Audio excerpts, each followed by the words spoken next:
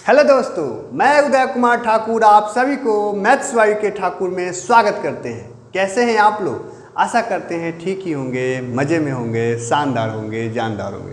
तो दोस्तों, जैसा कि अभी आप लोग जान रहे हैं कि अभी जो हम लोग बिहार प्राइमरी टीचर का जो है प्रैक्टिस सेट कर रहे हैं और आज का प्रैक्टिस सेट है 11। प्रैक्टिस सेट 11 का जो है आज हम लोग मैथ का क्वेश्चन देखेंगे जो कि 1 से लेकर के 20 तक का है। तो हम लोग इस वीडियो में जो है मैथ का क्वेश्चन देखने वाले हैं। तो वीडियो जो है बहुत ही मज़ेदार होने वाला है, तो प्लीज़ जो है वीडियो में जो है शुरू से अंत तक बने रहेंगे, है ना। बहुत ही अच्छे अच्छे कॉन्सेप्ट सीख करके जाएंगे। और यदि आप मेरे चैनल पे आज नए हैं तो चैनल को सब्सक्राइब करके जो है बेल आइकन को दबा लीजिए। तो चलिए दोस्त, बिना टाइम गवाए हुए जो है धुआंधार तरीके से शुरू करते हैं। पहला क्वेश्चन बहुत ही मज़ेदार है, छोटा सा क्वेश्चन है एकदम कि यदि x बराबर 0.5777 डॉट डॉट डॉट डॉट है तो x का मान भिन्न संख्या में क्या ज्ञात कीजिए। मतलब सीधी सी बात कि दशमलव को जो है भिन्न में बदलना है, ठीक है। तो ये बहुत बच्चा क्लास का क्वेश्चन है, देखिए एकदम चुन्नू सा क्वेश्चन है। 0.5 अब 7777 बार बार आ रहा है तो क्या हम 7 पर रिपीटेशन ये बार लगा सकते हैं? जी लगा सकते हैं। अब देखिए इस टाइप को जो है हम आपको भिन्न में बदलना कैसा सिखाएं कि आप दशमलव भूल जाइए। जब दशमलव भूल जाइएगा तो क्या हो जाएगा? 57 हो जाएगा। अब जिस पर बार है इसको छोड़ करके और जो अंक बचा उसको घटा लीजिए। तो 5 बच रहा है तो 5 को घटा लीजिए। अब जिस पे जो है ये जैसे कि 7 पर एक अंक पर जो है बार लगा हुआ है, एक अंक पर नहीं है, तो इसके लिए 10 और जिस पर बार लगा हुआ है जितने अंक पर उतना लिए 9। तो यहाँ देखिए 57 में से 5 घटाइएगा तो क्या रहेगा आपको? ये आपको 52 हो जाएगा और 10 नवा का 90। तो 52/90, 52/90 इस क्वेश्चन का बिल्कुल सही जवाब हो जाएगा, ठीक है मेरे दोस्त। हालांकि कट भी सकता था लेकिन ऑप्शन इतना ही दे दिया तो यही आपका जवाब हो जाएगा 52/90। एक बार फिर से समझिए, देखिए x बराबर 0.57777 दिया हुआ था तो ये 0.57 पर एकरिंग हो गया। क्या कीजिए कि आप दशमलव को भूल जाइए तो क्या होगा? ये 0.57 तो 57 होगा यानी 57 था। अब 7 पर एकरिंग है तो इसको छोड़ करके बिना एकरिंग वाले को घटा लीजिए तो 0.5 यानी कि 5 घटेगा। अब जिस पर एकरिंग जितने अंक पर एकरिंग नहीं है तो उसके लिए 1 पर उतना जीरो आता है। जैसे एक अंक पर एकरिंग नहीं तो 1 पर 1 जीरो आया, 2 अंक पर एकरिंग नहीं रहता तो 2 को जीरो आता। और जितने अंक पर एकरिंग है उतना 9, 1 अंक पर एकरिंग है तो 1 9, 2 अंक पर एकरिंग रहता तो 2 9, इस प्रकार से। अब 57 में से 5 गया 52, 10 नवा 90। तो उम्मीद करते हैं कि समझ में आ गया होगा। अगला क्वेश्चन देखिए 2 नंबर कहता है 5 संख्याओं का औसत 122 है। एक संख्या को निकालने पर औसत पहले जितना ही रहता है तो निकाली हुई संख्या क्या होगी? ज्ञात कीजिए। देखिए जैसे कि मान लीजिए 5 को संख्या है, कोई जो है 100 है, कोई 150 है, कोई 200 है, कोई 85 है, कोई 95, इस प्रकार से जो है 5 को संख्या मान लीजिए। लेकिन जोड़ने पर जब औसत क्या होता है कि सारे संख्या को जोड़ दीजिए, जय को संख्या उतना से भाग दीजिए। तो जोड़ने पर आया 122, औसत दिया हुआ 122, मतलब औसत 122 है। अब औसत का मतलब क्या हो गया कि अब समझिए कि इसके पास भी 122 है, इसके पास भी, इसके पास भी, इसके पास भी और इसके पास भी, सबके पास 122 आ गया। अब देखिए कोई संख्या निकल रहा है तो अगर 122 से ज़्यादा लेके निकलेगा तो औसत कम जाएगा, और अगर 122 से कम लेके निकलेगा तो औसत बढ़ जाएगा, क्योंकि जितना कम लेके निकलेगा इस सब के लिए फायदेमंद हो जाएगा। तो क्या हो जाएगा? अगर कम लेके निकलेगा ये, अगर कम लेके निकलेगा तो औसत बढ़ जाएगा, 122 से ज़्यादा लेके निकलेगा तो औसत घट जाएगा। लेकिन कहता है कि निकला है फिर भी औसत उतना ही है। इसका मतलब है कि सीधी सी बात की अगर ये संख्या 122 होगा, 122 से लेके निकला तभी तो फिर सबके पास उतना ही है, यानी कि उस संख्या कितना है तो 122। एकदम ओरली क्वेश्चन है, बनाने की कोई ज़रूरत नहीं है। तो इसका सही जवाब क्या हो जाएगा मेरे दोस्त? 122। तो उम्मीद करते हैं कि दोनों क्वेश्चन समझ में आ गया होगा। चलिए चलते हैं नेक्स्ट क्वेश्चन की तरफ। हाथ मेरे दोस्त देखेंगे तीसरा क्वेश्चन है कि उस समचतुर्भुज का क्षेत्रफल ज्ञात कीजिए जिसके विकर्ण 43 सेंटीमीटर और 44 सेंटीमीटर है। तो देखिए जब विकर्ण दिया हुआ हो, जब विकर्ण मालूम हो तो समचतुर्भुज का जो है, समचतुर्भुज का आप लोग फॉर्मूला जानते होंगे। समचतुर्भुज का क्षेत्रफल क्या होता है? तो क्षेत्रफल होता है 1/2 गुने d1 इंटू d2, है ना। मतलब विकर्ण, पहला विकर्ण गुने दूसरा विकर्ण, ठीक है। तो 1/2, पहला विकर्ण कितना है मेरे दोस्त? 43 और दूसरा 44। तो जब इसको काटिएगा तो ये 22 गुना 44 कट जाएगा, गुना कीजिएगा तो ये जो है 43, अगर इसमें से 2 निकाल के हम गुना करते हैं तो ये 43 गुना हो जाएगा 86 या गुने 11, तो 6 8 14 4 हाथ ले 8 1 9, तो 946 सेंटीमीटर स्क्वायर इसका बिल्कुल सही जवाब हो जाएगा। 936 है, 26 है, 3 दूना 6, 4 दूना 8, 6, 8 से 14 4 हाथ से 1, 8 1 9, बिल्कुल ठीक है 946। तो इसका सही जवाब क्या हो जाएगा मेरे दोस्त? ऑप्शन नंबर ई, ऑप्शन नंबर ई। तो उम्मीद करते हैं कि समझ में आ गया होगा। अगला क्वेश्चन देखिए, कहता है कि एक धातु के टुकड़े की कीमत 160 रुपये से बढ़कर 192 रुपया हो जाती है। 160 से बढ़कर 192 रुपया हो जाती है, तो वृद्धि बताइए। देखिए वृद्धि कितना हो गया है ना, वृद्धि प्रतिशत बराबर, हम देखेंगे कि वृद्धि कितना हो गया, 160 से 192 हो रहा है, यानी 32 रुपया की वृद्धि हो रहा है। तो 32 की वृद्धि हो गया कितना पर? 160 पर। अब प्रतिशत में पूछा है तो गुना 100 कर दीजिए, बस कहानी खत्म। 1 लड्डू से 1 लड्डू, 16 दूना 32, 10 दूना 20, तो 20% इस क्वेश्चन का बिल्कुल सही जवाब हो जाएगा, जो कि है ऑप्शन नंबर बी। तो उम्मीद करते हैं कि दोनों क्वेश्चन समझ में आ गया होगा और समझ आ रहा होगा। अगर समझ आ रहा है, वीडियो अच्छा लग रहा है, तो प्लीज़ वीडियो को लाइक कर दीजिए और कम से कम इसे एक ग्रुप में शेयर कर दीजिए। तो चलिए चलते हैं हम लोग नेक्स्ट क्वेश्चन की तरफ। हाँ तो मेरे दोस्त देखेंगे, 5वां क्वेश्चन है कि दो संख्याओं का लसा और मसा क्रमशः 42 और 7 है। उनमें से एक संख्या यदि 7 है तो दूसरी संख्या बताइए। देखिए अभी तक ये 11 को सेट में जो है कम से कम 3-4 बार ये क्वेश्चन इस टाइप का आ चुका है। हम बार बार बता चुके हैं कि दो संख्याओं का गुणनफल है ना, यानी हम शॉर्ट में लिख देते हैं, पहली संख्या गुने दूसरी संख्या बराबर होता है, दो संख्या के लिए बराबर होता है एलसीएम गुने एचसीएफ। ठीक है, मतलब लसा गुने मसा। पहली संख्या कितना दिया हुआ, पहली संख्या 107, दूसरी संख्या हमें मालूम नहीं है, एलसीएम 42 और एचसीएफ 7। ठीक है, इस 7 से 7 कैंसिल हो गया, तो दूसरी संख्या कितना आ गया मेरे दोस्त? 42 आ गया। दूसरी संख्या कितना आ गया? 42, जो कि ऑप्शन नंबर सी। तो उम्मीद करते हैं कि समझ में आ गया होगा। बहुत ही प्यारा सा क्वेश्चन था, छोटा सा। अगला क्वेश्चन देखिए, कहता है कि 10% चक्रवृद्धि वार्षिक ब्याज की दर से ब्याज के लिए जो है 16,600 रुपये के 2 साल के बाद कुल राशि क्या होगा, यानी कि आपसे मिश्रधन पूछ रहा है। तो देखिए चक्रवृद्धि ब्याज सक्सेसिव होता है। अगर थोड़ा सा आप अगर परसेंटेज को जो है फ्रैक्शन में बदलना जानते हैं तो 10% बराबर होता है 1/10। अगर नहीं जानते होंगे तो प्रतिशत के बदला में आता है बटा में 100। 1 लड्डू से 1 लड्डू कट के ये 1/10 हुआ। ठीक है ना, तो 1/10 का मतलब हुआ कि अगर मूलधन 10 रुपया हो तो ब्याज जो है 10% के हिसाब से ब्याज 1 रुपया लग रहा है, यानी मिश्रधन कितना होगा? 11। क्या साल हुआ है? 2 साल, तो 100 और कर दीजिए, 10 से ये हो गया 11। अब 10 में 10 से गुना करेंगे तो ये हो जाएगा 100, 11 में 11 से गुना करेंगे तो ये हो जाएगा 121। यानी जिस कंडीशन की बात कर रहा है उसमें अगर 100 रुपया मूलधन हो तो मिश्रधन कितना होगा? 121। लेकिन यहाँ मूलधन कितना है? यहाँ मूलधन है 16,600, 16,600, यानी देखें तो कितना गुना? 166 गुना। तो उसी प्रकार इसमें जो है आप 166 से गुना कीजिएगा तो 6 इकाई 6, तो इकाई अंक तो सब पे 6 है। तो चलिए हम गुना कर लेते हैं। 166 में हमको गुना करना है 121 से, 121 से, तो ये हो गया 166।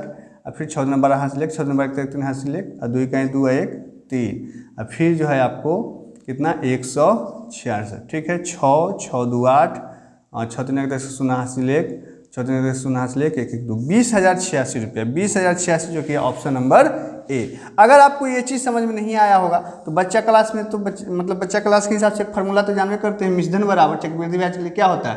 पी यानी मूलधन 1 + R/100 अपॉन टाइम। ठीक है ना, पावर में टाइम। तो यहाँ मूलधन कितना है? 16,600, 16,600, और ये 1 प्लस रेट कितना है? 10/100, और टाइम कितना है? 2। ये 1 लड्डू से 1 लड्डू कट जाएगा, 1 में 1/10 जोड़िएगा तो 10 इकाई 10 है, 11/10 हो जाएगा, यानी 16,600 11/10 का स्क्वायर, यानी 11/10 गुने 11/10। तो 1 लड्डू से 1 लड्डू, 1 लड्डू से 1 लड्डू कट गया, 11 में 11 से गुना होगा 121, 121 में 166 से गुना कीजिएगा तो ये आ जाएगा 20,086, 20,086। तो उम्मीद करते हैं कि दोनों मेथड से आप, अगर ये नहीं समझ में आया तो इस मेथड से भी आप आसानी से बना सकते हो। तो इसका सही जवाब क्या हो जाएगा मेरे दोस्त? Option number A, option number A. तो उम्मीद करते हैं कि दोनों क्वेश्चन समझ में आ गया होगा। चलिए चलते हैं नेक्स्ट क्वेश्चन की तरफ। हाँ तो मेरे दोस्त देखेंगे, 7वां क्वेश्चन है, कहता है कि एक किताब का अंकित मूल्य 4900 रुपया है। एक पुस्तक विक्रेता उस पर जो है 10% की छूट देता है, उसके बाद भी उसे 20% का लाभ होता है, तो किताब का क्रय मूल्य ज्ञात कीजिए। देखिए इस टाइप के भी क्वेश्चन हमने बहुत बार अभी तक सेट में करवा चुके हैं। देखिए हमने क्या बताया हुआ है कि अगर अंकित मूल्य और क्रय मूल्य की बात कहें और छूट और लाभ की बात कहें, तो जब भी ये रिलेशन देते एक रामबाण रिलेशन होता है इसमें, MP/CP। MP मतलब मार्क प्राइस अंकित मूल्य, CP मतलब कॉस्ट प्राइस क्रय मूल्य, बराबर होता है 100 + P और 100 - D। P मतलब प्रॉफिट, D मतलब डिस्काउंट। तो यहाँ देखेंगे आप MP/CP जो होगा 100 अब प्लस पी प्रॉफिट कितना हो रहा है 20%, तो 20 और डिस्काउंट कितना का दे रहा है 10%, यानी 100 माइनस 10। ठीक है मेरे दोस्त, तो ये जब जोड़िएगा तो ये हो जाएगा 120 और ये 100 में से 10 जाएगा तो 90, है ना। ये एमपी है और ये सीपी है। अगर काटने का मन हो तो काट लीजिए। ठीक है, तो यहाँ से एक चीज़ आपको मालूम है, अंकित मूल्य मालूम है, तो अंकित मूल्य के जगह पर अंकित मूल्य रख सकते हैं। कितना है 4900 रुपया। ठीक है, अब यहाँ पे हम 4900 रुपया रख देते हैं अंकित मूल्य के जगह पर। अब देखिए ये 30 तिहाई 90 और 30 चौके 120। ठीक है, और ये 4 से काटिएगा, 4 एक दफ़े 4 दूना 8, 4 दूना 8, 4 पचे 20। 1225 में 3 से जब गुना होगा तो CP बराबर 1225 में 1200 रहता तो 12 तिहाई 3600 होगा, अब 25 तिहाई 75, तो 3675 रुपया इस क्वेश्चन का बिल्कुल सही जवाब हो जाएगा, जो कि है ऑप्शन नंबर ए। तो उम्मीद करते हैं कि समझ में आ गया होगा। ठीक है, एक ट्रेन को 473 मीटर लंबे पुल के एक छोर पर स्थित सिग्नल को पार करने में 45 सेकंड का समय लगता है। तो देखिए, जब कोई व्यक्ति को, जब कोई खंभा को, सिग्नल को अगर ट्रेन पार करता है तो इसका मतलब उसकी दूरी को नगण्य माना जाता है। इसका मतलब समझिए कि ट्रेन वो अपनी दूरी को ही पार कर रहा है। तो कितना समय लगता है 45 सेकेंड। तो मान लीजिए कि अगर ट्रेन की लंबाई अगर x मीटर है, x मीटर, ट्रेन की लंबाई x मीटर, तो एक ही ट्रेन 45 सेकंड लगते हैं। और यदि ट्रेन को पुल जब पार करता है ना तो उसको 88 सेकंड का समय लगता है। तो ट्रेन की लंबाई ज्ञात कीजिए। एक ही ट्रेन दोनों काम कर रहा है, यानी चाल तो समान है, तो चाल बराबर क्या होता है, चाल बराबर क्या होता है बोलिए, तो दूरी बटा समय। तो दूरी हम शुरू वाला में ट्रेन की लंबाई को हमने x मान लिया, तो अपनी ही लंबाई अपनी ही दूरी को तय किया, यानी x बटा समय कितना लग रहा है 45 सेकंड। अब बराबर इस बार जो है 473 मीटर तो पुल है, 473 मीटर तो पुल है, अब प्लस में ट्रेन की लंबाई है, इसको पार करने में कितना समय लगा है तो 88 सेकंड, 88 सेकंड। ये यहाँ पे 88 कर दीजिए, बस हो गया। अब इसी को सॉल्व कर देना है, कहानी खत्म। ठीक है, तो देखिए ये जब इधर क्रॉस गुना होगा तो ये हो जाएगा 88x बराबर जो है ये इधर जब गुना होगा तो 45 गुने ये 473 और प्लस में ये कितना 45x। अब इसको इधर ले आइए तो ये माइनस हो जाएगा, नीचे दिख रहा है, तो ये माइनस होगा, तो ये हो गया आपको 88x माइनस 45x बराबर में 45 गुने 473। समझ रहे हैं। अब घटाइएगा तो 45 दूना 90 होगा, अगर यहाँ 90 रहता तो 45 आता, 2 कम है तो 45 में से 2 कम तो 43, तो 43x बराबर हो गया आपको 45 गुने 473। अब देखिए इधर मैं कर देता हूँ, तो ये 43 से कटेगा, देखिए 43 एक दफ़े और फिर बचेगा 4 3 43 एक दफ़े, यानी ये कट जाएगा, ये से ये 11 दफ़े कट रहा है। ठीक है, तो अब x बराबर आ गया आपको 45 गुने 11, गुना कीजिए, ये 5 5 4 9 4 के 4, यानी x का मान यानी ट्रेन की लंबाई कितना हो गया 495 मीटर, 495 मीटर, जो कि option number A, option number A. तो उम्मीद करते हैं कि दोनों क्वेश्चन समझ में आ गया होगा। चलिए चलते हैं नेक्स्ट क्वेश्चन की तरफ। हाँ तो मेरे दोस्त देखिए 9वां क्वेश्चन है कि आप 48% को भिन्न के रूप में किस प्रकार व्यक्त करेंगे। देखिए इससे ईजी अब क्वेश्चन क्या हो सकता है भाई, 48% को भिन्न में बदलना है ना, तो 48 प्रतिशत के बदला में बटा में 100 काट दीजिए। अब 12 चौक 48 और 25 चौके 100, है ना, तो 12/25 और कटेगा, 4 से 12 चौक 48, 25 चौके 100 कट गया, तो 12/25 जो है इस क्वेश्चन का बिल्कुल सही जवाब हो जाएगा, जो कि है ऑप्शन नंबर बी। ठीक है मेरे दोस्त, उम्मीद करते हैं कि समझ गए होंगे, कुछ नहीं था। अगला देखिए कि कहता है इनमें से किन दो भिन्नों को 5/7 और 3/4 के बीच रखा जा सकता है। तो देखिए इसका भी हम इस टाइप के भी क्वेश्चन आप लोगों को अच्छा तरीका से करने की बता चुके हैं कि 5/7 है और ये 3/4। आप क्या करो कि एक लड्डू अपना मन से दोनों पर बैठा दो। अब देखो इस 7 49, एक बचेगा 7 एक दफ़, एक तक ही रहने दो, इसमें भाग दोगे 4 7 28 और आप 2 बचेगा तो 4 5 20, 4 7 28 और 4 5 20, यानी 7.1 और 7.5 के बीच में आना है।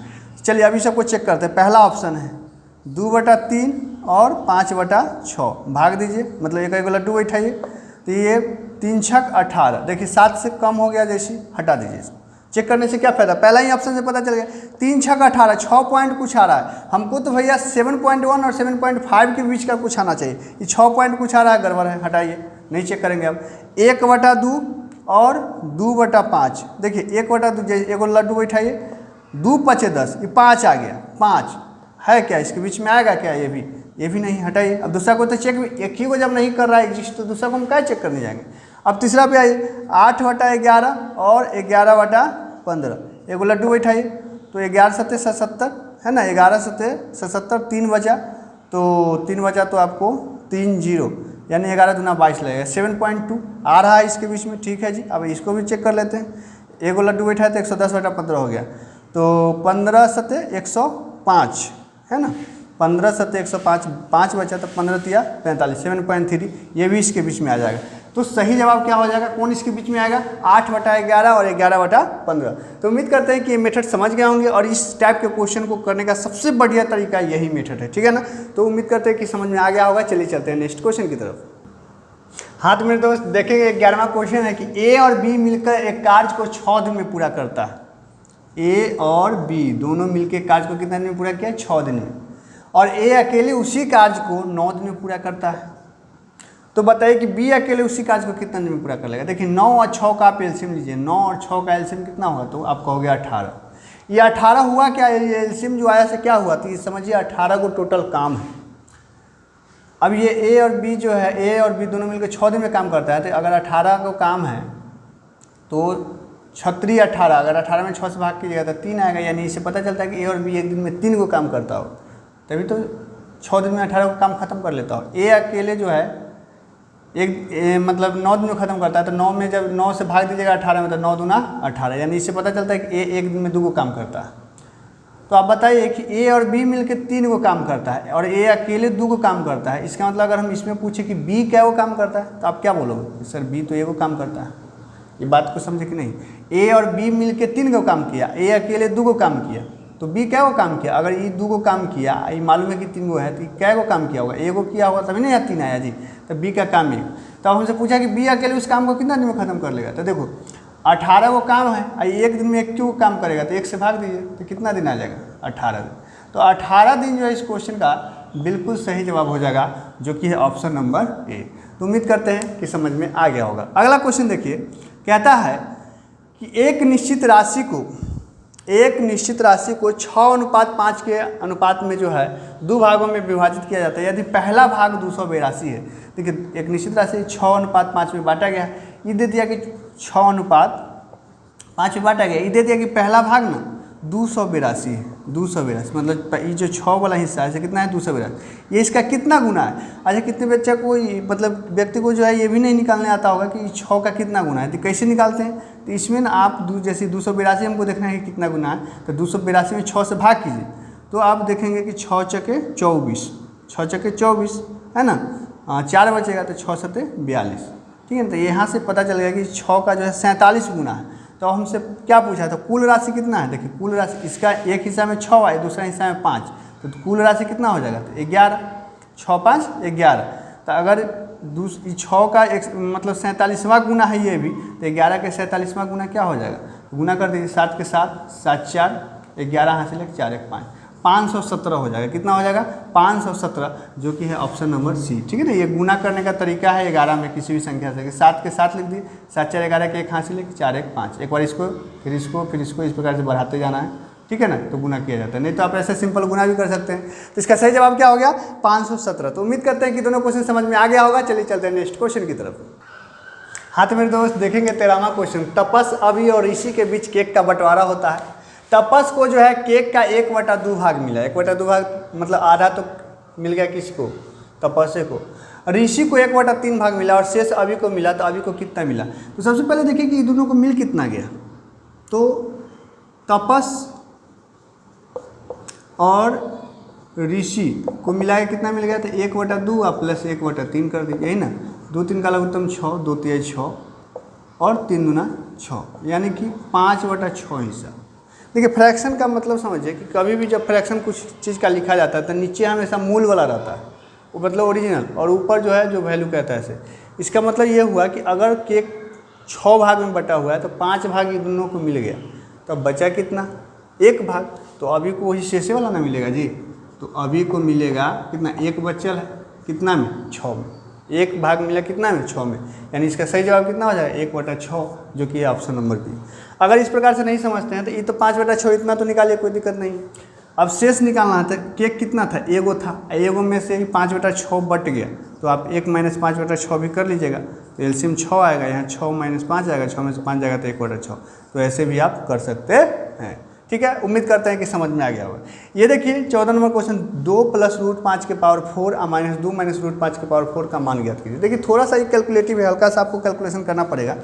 देखिए क्या इस संख्या को हम ऐसे लिख सकते हैं, 2 + √5 का स्क्वायर और फिर इसका होल स्क्वायर, तो ये 2 दूना 4 को हम ऐसे लिख सकते हैं, अब -2 - √5 का स्क्वायर का ये फिर स्क्वायर। अब देखो a² - b² ये हो क्या गया, a + b और a - b, a + b और a - b, यानी कहने का अर्थ है 2 + √5 का स्क्वायर है ना, और a प्लस b कितना है, 2 - √5 का स्क्वायर, a + b और a - b, ये इंटू में क्या हो जाएगा, ये a + b हुआ, इंटू में a - b, यानी 2 + √5 का स्क्वायर और -2 - √5 का स्क्वायर। ठीक है, अब देखिए यहाँ से चाहिए तो आप तोड़ भी सकते हो, और नहीं तो बिना तोड़े भी हो सकता है। बिना तोड़े कैसे भी हो सकता है कि जब एक ही चीज़ रहे, एक बार a + b का होल स्क्वायर, एक बार a - b का होल स्क्वायर रहे, जब एक ही चीज़ रहे तो इसमें +2a भी आएगा, इसमें -2a भी आएगा, +2a - 2a खत्म हो जाएगा, तो इतना का ये दोनों का आंसर होगा 2a² + b², यानी कि 2 का स्क्वायर और प्लस ये √5 का स्क्वायर।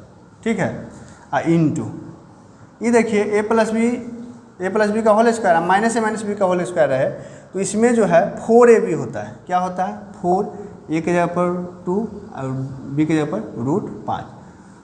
उम्मीद करते हैं कि ये लाइन समझे होंगे। अब देखिए यहाँ 2 का 2 दूना 4 और 5 9, 2 दूना 4 और 5 9, तो 9 दूना हो गया 18, 9 दूना कितना हो गया 18, और इधर जो है 4 दूना 8 √5, 8 √5, 18, 4 दूना 8, हाँ ठीक तो है, 5 और 4 9, 9 दूना 18, और इधर 4 दूना 8,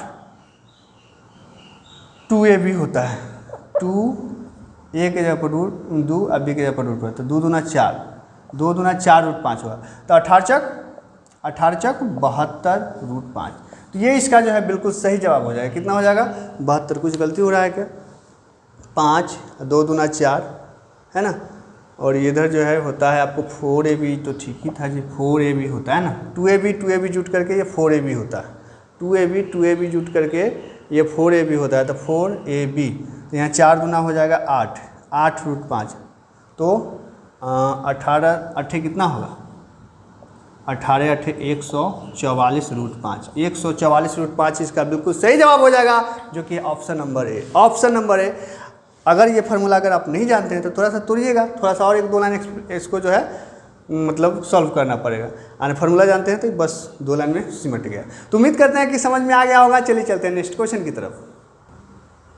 हाँ तो मेरे दोस्त देखेंगे 15वां क्वेश्चन, और इस क्वेश्चन को बताने से पहले जो हम 14वां क्वेश्चन बताए थे, तो उसमें जो फार्मूला यूज किए थे, तो अगर आप लोग लिखना चाहिएगा तो लिख लीजिएगा कि a + b का होल स्क्वायर अब प्लस अगर a - b का होल स्क्वायर रहे तो ये बराबर होता है 2 × a² + b², और दूसरा a + b का होल स्क्वायर अब -a - b का होल स्क्वायर रहे तो ये बराबर होता है 4ab। ठीक है, तो यही 2 फार्मूला का हमने यूज किया था, इसको आप लोग लिखना चाहे तो लिख लेंगे। ठीक है मेरे दोस्त, देखिए इस क्वेश्चन में देखिए कहता है क्या है, बड़ा कोण और छोटे कोण की माप का अनुपात 7:3 है, तो बड़े कोण का माप क्या होगा। देखिए मेरे दोस्त, अगर इस लाइन को थोड़ी देर के लिए भूल जाइए तो ये जो है एकांतर कोण से जो है ये x जो है ये z के बराबर है, और ये आप लोग जानते हैं कि 2 समान सब, अच्छा एक लाइन एक चीज़ और कि ये तिर्यक रेखा है और ये तीनों रेखा जो है समांतर है। क्वेश्चन में दिया हुआ है, थोड़ा हमने क्वेश्चन को शॉर्ट करके लिखा है, क्वेश्चन में दिया हुआ है कि तीनों लाइन जो है क्या है, समांतर है।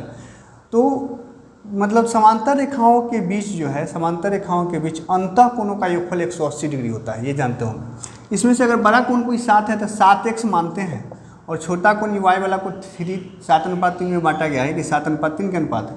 3x इसको 3x मानते हैं, इसका योगफल कितना होता है 180 डिग्री। 7x 3x तो ये हो गया 10x बराबर 180 डिग्री। एक लड्डू से एक लड्डू कैंसिल हो गया, यानी x का मान यहाँ से 18 डिग्री आ गया। x का मान कितना आ गया मेरे दोस्त 18 डिग्री। अब हमसे क्या पूछा है बड़ा कोण, तो बड़ा कोण 7x होगा कि 3x होगा। आप कहोगे सर 7x होगा, तो जब 7x होगा तो 7x का मान कितना होगा 7 है, x का मान कितना है 18। 18 से कितना होता है 126 डिग्री। तो 126 डिग्री इस क्वेश्चन का बिल्कुल सही जवाब हो जाएगा, जो कि ऑप्शन नंबर सी। तो उम्मीद करते हैं कि समझ गए होंगे। अगला क्वेश्चन देखिए, कहता है कि 1480 के 16% को 19% का मान किसके बराबर होगा। देखिए हमारा क्वेश्चन क्या है कि 1480 का 16% मतलब 16/100 का 19/100 किसके समान है। देखिए अगर इसको काटा पीटी कीजिएगा थोड़ी देर के लिए, तो ये एक लड्डू से एक लड्डू है ना, क्या इसको और काट सकते हैं, तो काट और सकते हैं। जैसे ये 8 दूना 16 और ये 5 दूना 10। अब नहीं कटेगा, ठीक है, अब जो है ये नहीं कटेगा। ये और कट सकता है यहाँ 2 से या फिर 4 से भी, लेकिन रहने दीजिए। ये मान लीजिए ये हमारा क्वेश्चन पार्ट है। अब ऑप्शन पार्ट हम चेक करते हैं। देखिए 1480 का जो है 26%, 26/100 और गुने 9%, 9/100, ठीक है। एक लड्डू से एक लड्डू कैंसिल हो गया, और ये 13 दूना 26 और ये 5 दूना 10। तो देखिए नीचे तो सेम है, इसलिए हम इसको काटे नहीं, 100 गुने 5 सेम है।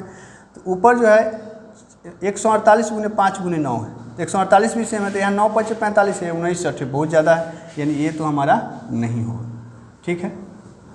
यहाँ ये 5 कटा हुआ है, राइट, तो ये नहीं हुआ, पहला ऑप्शन गलत। दूसरा चेक करते हैं, ये 1480 हुआ गुने 8/100 गुने ये 38/100, ठीक है। अब देखिए इसको जब ये एक लड्डू से एक लड्डू कैंसिल हो गया, ठीक है जी। अब इसको क्या कर सकते हैं, इसको 19 दूना 38 काटिए और इसको 5 दूना 10। इसको काहे नहीं काटे 4 दूना 8, ये 8 के जैसा सेम हो गया इसलिए नहीं काटे थे। अब देखिए 19 गुने 8 गुने 148 है, 100 गुने 5 है, तो ये बिल्कुल मैच कर गया, यानी कि ऑप्शन नंबर बी जो है हमारा बिल्कुल सही जवाब है। तो उम्मीद करते हैं कि दोनों क्वेश्चन समझ में आ गया होगा। चलिए चलते हैं नेक्स्ट क्वेश्चन की तरफ। हाँ तो मेरे दोस्त देखेंगे 17वां क्वेश्चन है कि एक वृत्त का कोण 30 डिग्री है, ठीक है ना। केंद्रीय चाप पर जो है 30 डिग्री का कोण है। यदि इसकी त्रिज्या 42 सेंटीमीटर है तो इस वृत्तखंड के चाप की लंबाई क्या होगी। देखिए चाप की लंबाई का फॉर्मूला आप लोग क्या जानते हैं, नहीं जानते हैं तो लिख लीजिएगा, याद कर लीजिएगा। θ/360 डिग्री गुने 2πr होता है। तो थीटा मतलब कोण यहाँ कितना दिया हुआ है 30/360 गुने 2 गुने पाई का मान 22/7 और आर का मान कितना दिया हुआ है 42। बस कहानी खत्म। ये 30 से काटोगे, एक लड्डू से एक लड्डू काट दो, और ये 3 से 12 तिहाई 36, ठीक है। ये 7 6 42, 6 दूना 12 से 12 खत्म हो गया, तो कितना आ गया मेरे दोस्त 22। तो 22 सेंटीमीटर इस क्वेश्चन का बिल्कुल सही जवाब हो गया 22। हाँ, यहाँ देखिए 22 मीटर है, कितना अच्छा से लिखा है, ठीक है ना। मैक्सिमम बच्चे जिसको सॉल्व करने आएगा भी 22 सेंटीमीटर लगाएगा, झट से जो है टिक करके चल जाएगा। ध्यान रखिए यहाँ मीटर है, हमारा जवाब सेंटीमीटर में आया है, तो इसलिए इसका सही जवाब क्या हो जाएगा मेरे दोस्त ऑप्शन नंबर ई। ऑप्शन नंबर ई उपयुक्त में से कोई नहीं। अगला क्वेश्चन देखिए बहुत ही मज़ेदार क्वेश्चन है। ये 35.7 माइनस इस प्रकार से है।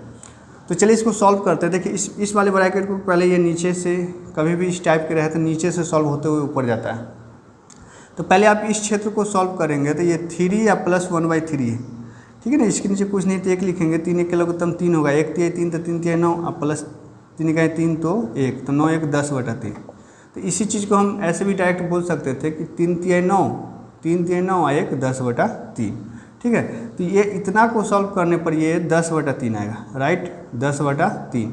ये देखो इसी प्रकार से 2 दूना 4 है, 1 5/2, ये वाला सॉल्व करने पर 5/2 आया। ऐसे भी समझ सकते हो कि 2 में जो है हाफ जोड़ना है, आधा यानी अढ़ाई ही होगा, तो ये 5/2। तो अब देखिए यहाँ पे मैं लिख लेता हूँ, ये 35.7 हुआ, अब माइनस ये 3 है, अब प्लस। देखिए इसको सॉल्व करने पर 10/3 आएगा, तो तीसरा बटा ऊपर चला जाएगा, यानी ये हो गया 3/10, अब माइनस ये 2 अब प्लस यहाँ 5/2 है, तीसरा बटा ऊपर जाएगा तो ये 2/5 हो जाएगा, ठीक है।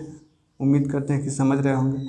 अब देखिए ये हो गया आपको 35.7 माइनस 10 तिहाई 30 और 30 और 3 33, तो ये 33/10 है और माइनस ये 5 दूना 10 और 10 और 2 12/10।